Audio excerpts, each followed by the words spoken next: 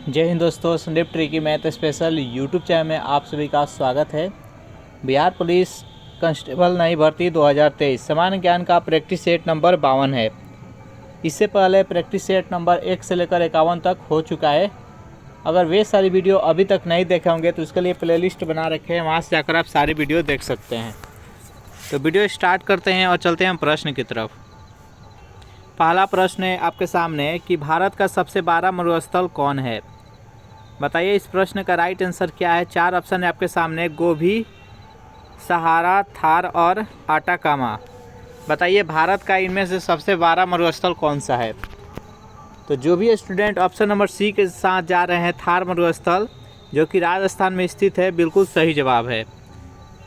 देखिए विश्व का सबसे बड़ा मरुस्थल कौन है, सहारा मरुस्थल है, ये भी याद रखिएगा।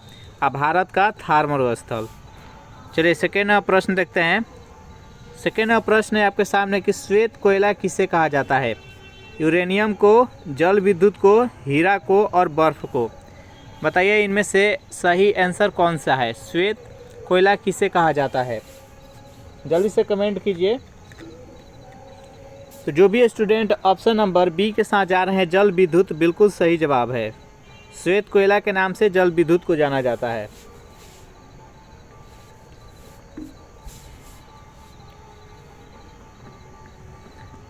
चलिए थर्ड नंबर प्रश्न है आपके सामने। प्रश्न है कि ब्रिटिश हाउस ऑफ कॉमन्स का चुनाव जिस प्रथम भारतीय ने लड़ा था वह कौन था। बताइए इस प्रश्न का राइट आंसर क्या है। यहाँ पर पूछा गया है कि ब्रिटिश हाउस ऑफ कॉमन्स का चुनाव जो प्रथम भारतीय चुनाव लड़े थे उस व्यक्ति का नाम क्या था। दादा भाई नौरोजी, गोपाल कृष्ण गोखले, फिरोज शाह मेहता और डब्ल्यू.सी. बनर्जी। बताइए इस चारों व्यक्ति में से सही आंसर कौन सा है। तो थर्ड नंबर प्रश्न का राइट आंसर है option number D, W C. Banerjee. Session आपको अच्छा लग रहा है तो वीडियो को लाइक कर दे, अपने दोस्तों के पास शेयर कर दे। नेक्स्ट यहाँ पर प्रश्न है कि भारतीय राष्ट्रीय कांग्रेस के 1905 के बनारस अधिवेशन के अध्यक्ष कौन थे। सुरेंद्र नाथ बनर्जी, फिरोज शाह मेहता, गोपाल कृष्ण गोखले और दीनसा चाचा। बताइए इन प्रश्न का सही आंसर क्या है, जल्द से कमेंट कीजिए।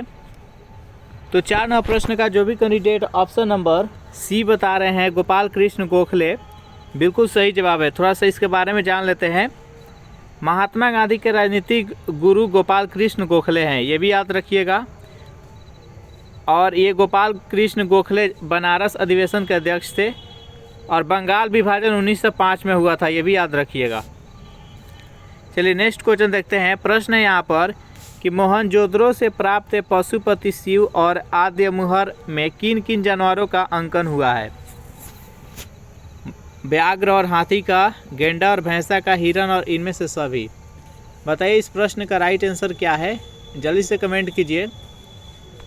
तो 5 नंबर प्रश्न का जो भी कैंडिडेट ऑप्शन नंबर डी बता रहे हैं, इनमें से सभी यानी हिरन, गेंडा, भैंसा, व्याघ्र और हाथी, बिल्कुल सही जवाब है। थोड़ा सा यहाँ पर कुछ पॉइंट है उसको जान लेते हैं।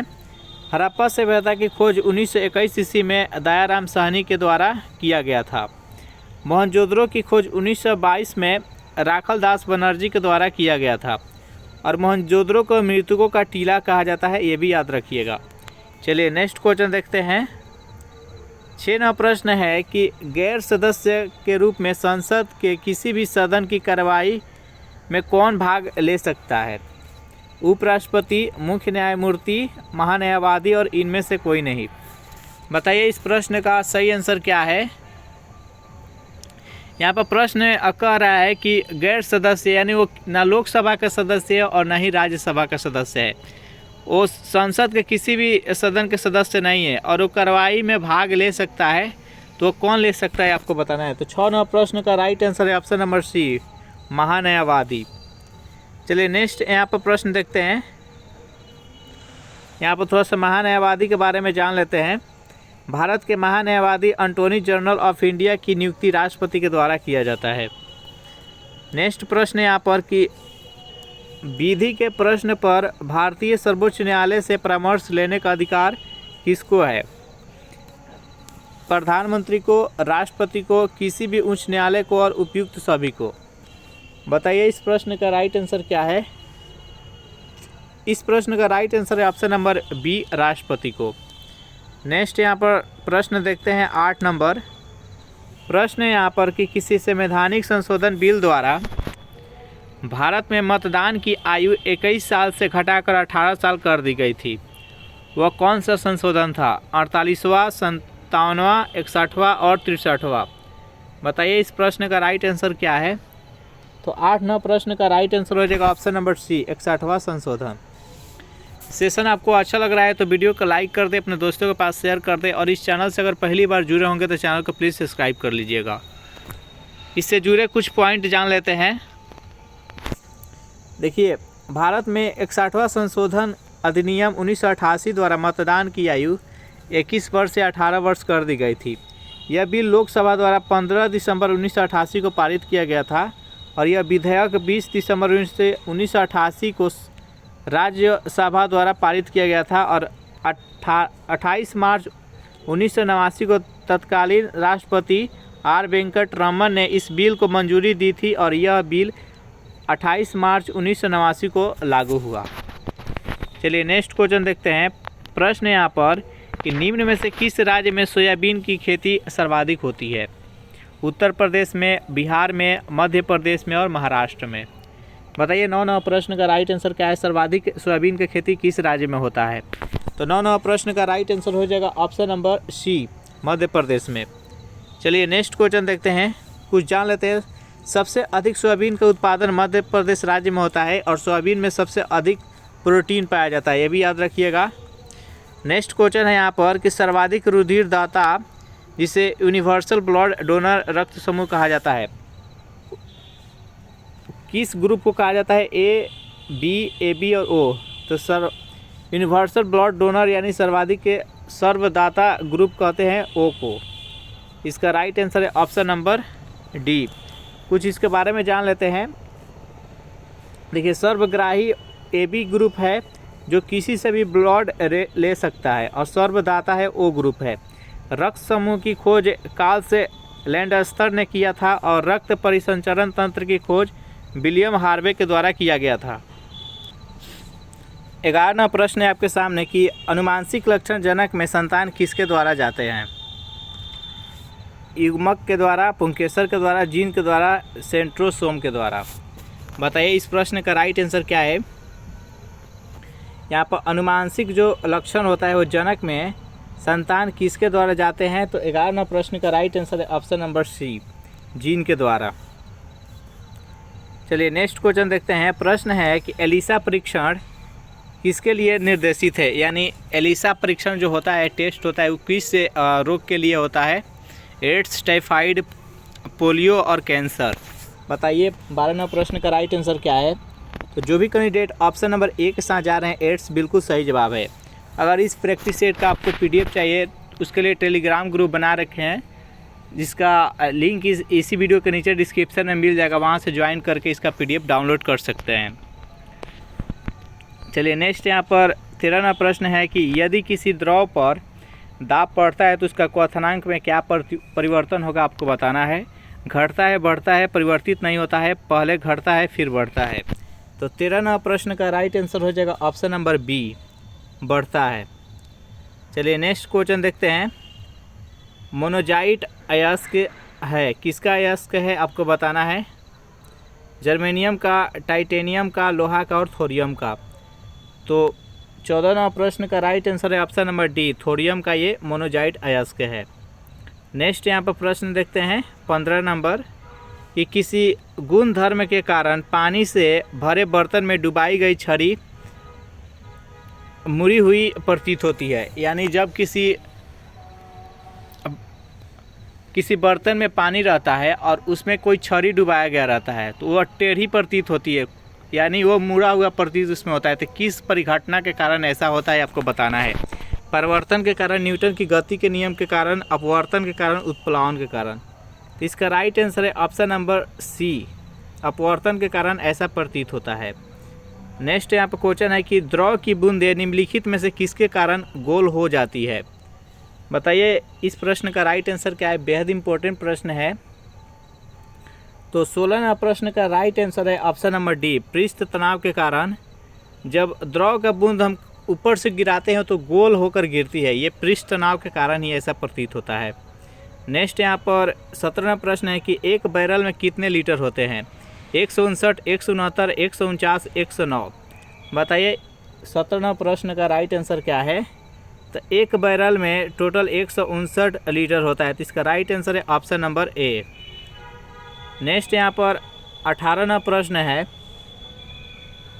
कि आंध्र प्रदेश का क्लासिकल नृत्य है भरतनाट्यम, कथकली, ओडिसी और कुचिपुड़ी। बताइए इस प्रश्न का राइट आंसर क्या है? तो देखिए आंध्र प्रदेश का क्लासिकल जो नृत्य है वो है कुचिपुड़ी, तो इसका राइट आंसर है ऑप्शन नंबर डी। देखिए भरतनाट्यम है जो कि तमिलनाडु की है, कथकली है जो कि केरल की है, और ओडिसी उड़ीसा के है। कुछ यहाँ पर इम्पोर्टेंट है, कथकली मोहिनीअट्टम ये दोनों केरल की है, कुचिपुड़ी आंध्र प्रदेश की है, यक्षगान कर्नाटक की है, भरतनाट्यम तमिलनाडु की है और कथक उत्तर भारत की है कथक। चलिए नेक्स्ट क्वेश्चन देखते हैं। प्रश्न है कि राष्ट्रीय खेल दिवस जो 29 अगस्त को मनाया जाता है यह निम्नलिखित में से किससे संबंधित है? यानी जो राष्ट्रीय खेल दिवस 29 अगस्त को मनाया जाता है ये किसके जन्म दिवस के उपलक्ष्य में मनाया जाता है? ध्यानचंद, मिल्खा सिंह, दिलीप सिंह और सीके नायडू। तो यह मेजर ध्यानचंद के जन्म दिवस के उपरांत में राष्ट्रीय खेल दिवस 29 अगस्त को मनाया जाता है। नेक्स्ट क्वेश्चन देखते हैं कि भारतीय संविधान की समवर्ती सूची की धारणा किस देश के संविधान से ली गई है? जापान की, कनाडा की, ऑस्ट्रेलिया की और यूएसए की। बताइए इस प्रश्न का राइट आंसर क्या है? बेहद इंपॉर्टेंट प्रश्न है। जो भारतीय संविधान में समवर्ती सूची को जोड़ा गया है वो किस देश की संविधान से लिया गया है? तो ये ऑस्ट्रेलिया के संविधान से लिया गया है। तो इस प्रश्न का राइट आंसर है ऑप्शन नंबर सी। चलिए नेक्स्ट यहाँ पर 21वां प्रश्न है कि मौलिक अधिकार भारतीय संविधान में उल्लेखित है, यानी मौलिक अधिकार को भारतीय संविधान के किस भाग में उल्लेखित है आपको बताना है। जल्दी से बताइए इस प्रश्न का राइट आंसर क्या है? तो 21वां प्रश्न का जो भी कैंडिडेट ऑप्शन नंबर बी बता रहे हैं भाग 6 बिल्कुल सही जवाब है। देखिए कुछ जान लेते हैं मौलिक अधिकार के बारे में। देखिए मूल संविधान में 7 मौलिक अधिकार थे, लेकिन 44वां संविधान संशोधन 1978 में जो हुआ उसके तहत मौलिक अधिकार के सूची से हटाकर कानूनी अधिकार बना दिया गया। संपत्ति का जो अधिकार था उसको हटा दिया गया था 1978 में 44वां संविधान संशोधन में। चलिए नेक्स्ट क्वेश्चन देखते हैं। प्रश्न है कि निम्नलिखित में से किस की संतुष्टि के पर भारतीय संविधान में मूल कर्तव्य शामिल किया गया है? बलवंत राय मेहता समिति, अयंकर समिति, स्वर्ण सिंह समिति और ठक्कर समिति। बताइए 22वां प्रश्न का सही आंसर क्या है?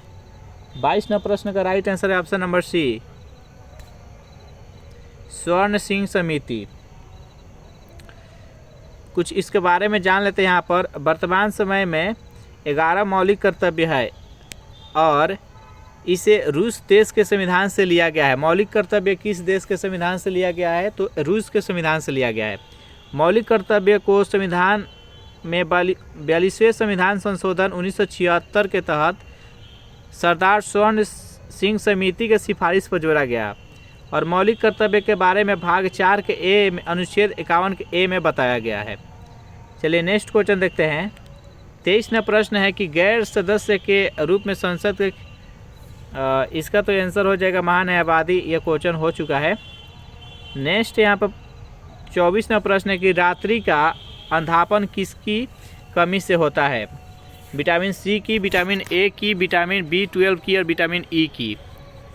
यानी जिसे हम रतौंधी बोलते हैं, तो रतौंधी किस विटामिन की कमी के कारण होता है? तो बेहद ही सिंपल प्रश्न है। विटामिन ए के कमी के कारण रतौंधी रोग होता है, तो इसका राइट आंसर है ऑप्शन नंबर बी।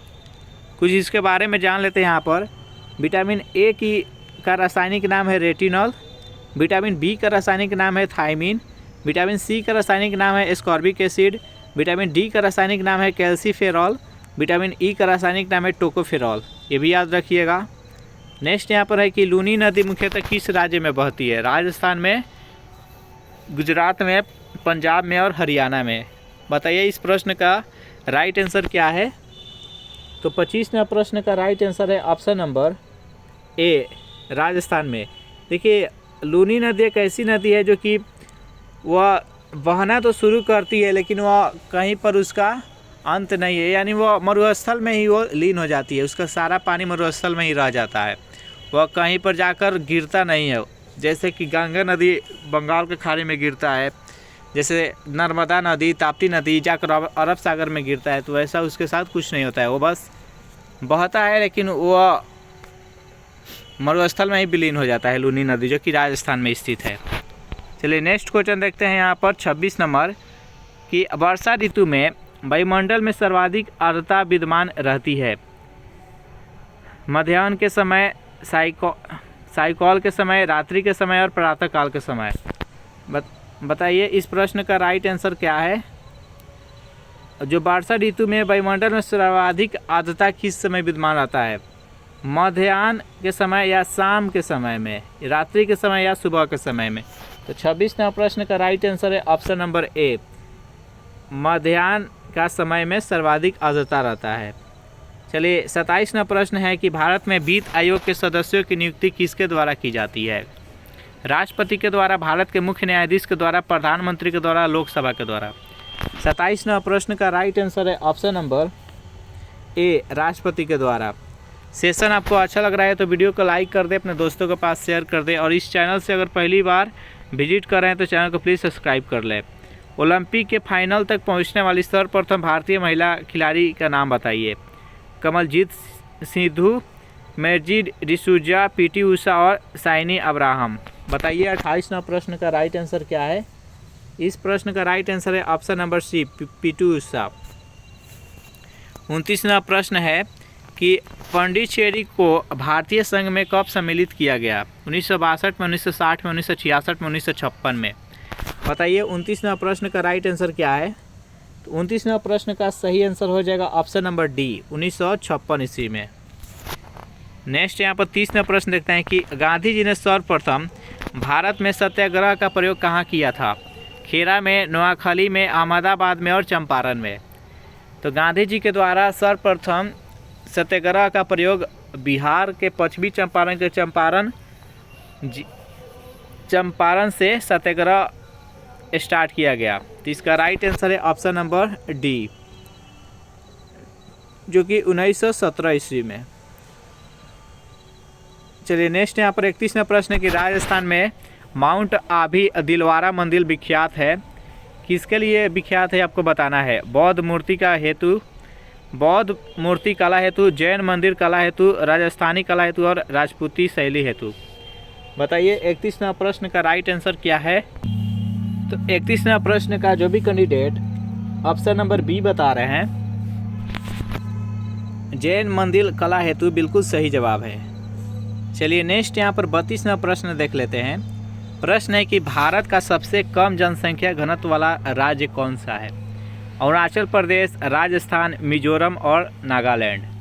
बताइए इस प्रश्न का राइट आंसर क्या है।